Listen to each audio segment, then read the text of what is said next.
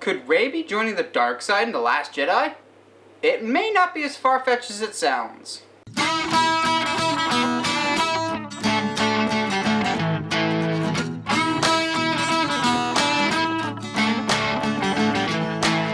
Hey movie fans, so The Force Awakens proved to be a smash hit and really revitalized the Star Wars franchise that so desperately needed after the prequels.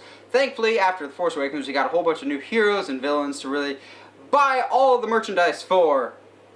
Yeah, that's probably not the right sentiment, but I totally bought the merchandise, and you know you did too. But that's because we got some great new characters like Rey, Finn, BB-8, Kylo Ren, who's now everywhere. He's what they should have done with Darth Maul in the prequels. But enough sidetracking, we just got a whole bunch of photos from Entertainment Weekly, and you may not think there's much to discuss, but there is, because it may support a theory that I've had for quite a bit of time now, and that's, by the end of this film, we will have a new bad guy and a new good guy, but we've already met these characters. So track with me for a second here.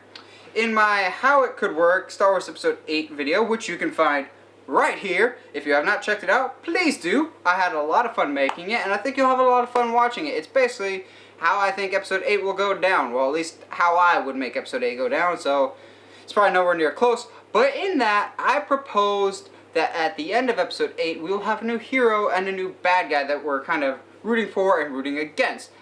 But the ones that we've already met. I lay down this claim, and I'm putting it down now again, that by the end of The Last Jedi, the main villain will still be Snoke, but the main villain will be Rey, and the main hero will be Kylo.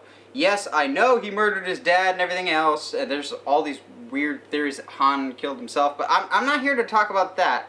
I'm here to talk about what is called a double turn, and boy do I firmly believe that that will happen in Episode 8. So double turn is a wrestling terminology that it basically entails that in a wrestling match there's a good guy and a bad guy.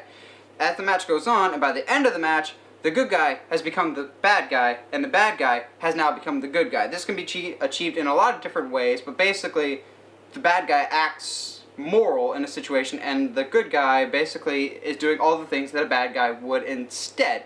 I think this will happen in The Last Jedi wholeheartedly, and these Entertainment Weekly photos kind of confirm my suspicions. So before you write me off as a complete lunatic and want to throw me in an asylum, some of you might already want to do that, which, you're so mean. I've done nothing to you. Let's break this down, because there might actually be a little bit more to go off than you think. And we actually can go off of pre-existing Star Wars knowledge to back us up in this situation here. So when I say that, think about the original trilogy and even the prequels. Yes, we're going to use the prequels to help us work through this. So something that was existing in the original trilogy and the prequels with their main characters was their use of color. Notice carefully how Anakin and Luke in the first film are wearing almost all white or something very, very light color. One, this is because they both live on a sun planet. Sounds a lot like Rey. They wear very light clothes, but this is also supposed to be symbolic of a hero. They wear very light colors. It's a very old film trope of the good guy wears white, bad guy wears black. Been done time and time again.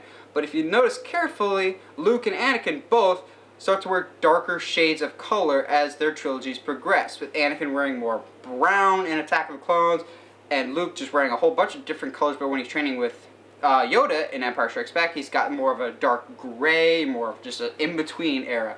And then by the end of their trilogies, both of them are wearing black, because both of them have gone through this conflict of they're not the same person that they used to be.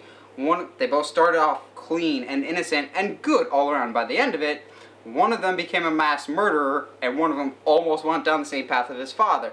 But that was reflected symbolically in the colors of their outfits that they wore. Now this trend almost seems like it's being continued with Rey. She wore a lot of very light colored outfits in Force Awakens, and then in The Last Jedi, this cover that she's on for Entertainment Weekly, it looks significantly darker, doesn't it?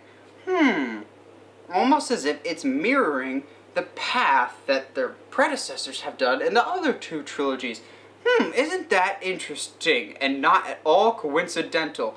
Now, they were accused a lot in The Force Awakens, J.J. Abrams and his team, of copying too much from the original source material of A New Hope. I don't think that was a bad thing, because it shows Star Wars fans okay, we know what we're doing and we're touching our property very carefully and we know how to approach it.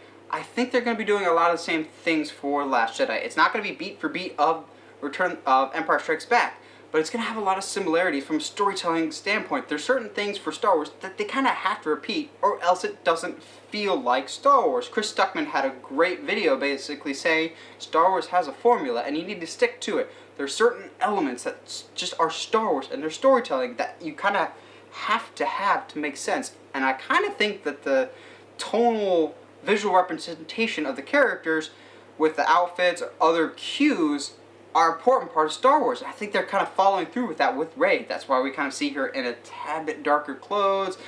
And that could just be the lighting or me jumping to conclusions, but I think that outfit really could signify something big. Maybe she meets up with Luke and he's not at all what she wanted in a mentor or maybe even a father figure. So growing disgruntled, she seeks out Snoke or Snoke seeks out her. And it's really easy to pull someone to this longing, this desire of acceptance that she really has been wanting since The Force Awakens. So where does Kylo come into this? Notice one major thing that we've seen in all the marketing so far, in all the posters, in all the trailers that we've gotten so far. Kylo's not wearing a mask, is he? Now you may think that's not significant, but for me, looking at it from a metaphoric standpoint, this is huge.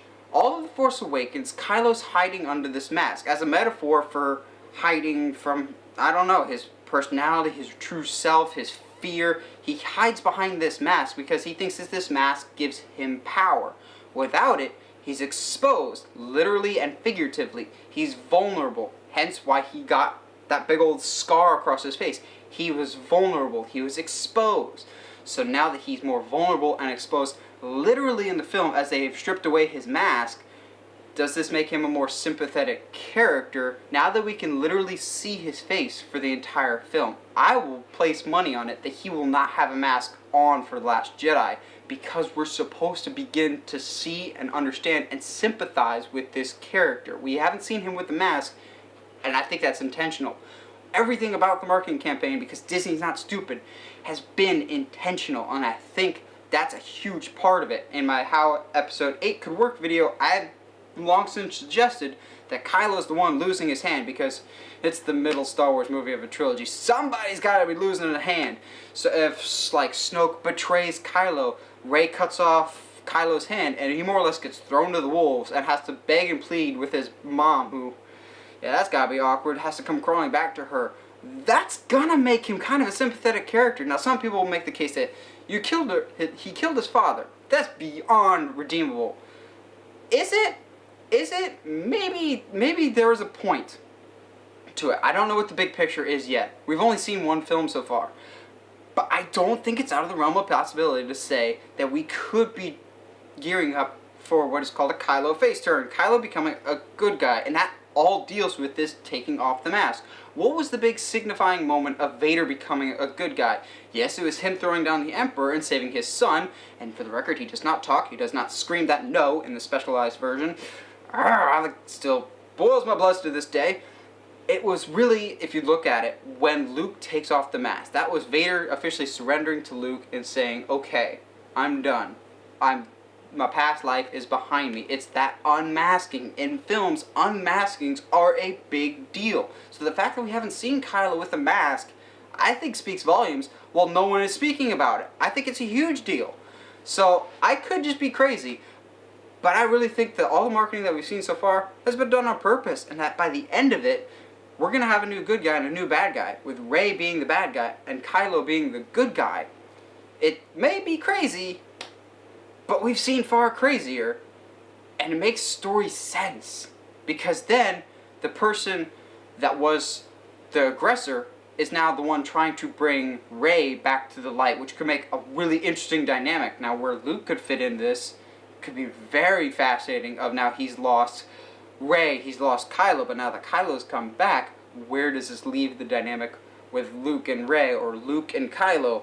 It just brings up a whole bunch of questions. So this is just me speculating, but I think it could be fascinating storytelling if that's the route that they go. I might be crazy, but What else is new? Or what do you guys think about my theory that there might be a double turn in The Last Jedi? Let me know in the comments below. And as always, if you like what you see and want to see more, subscribe to the channel, or find me on Facebook, Twitter, or Instagram, Uncharted Media.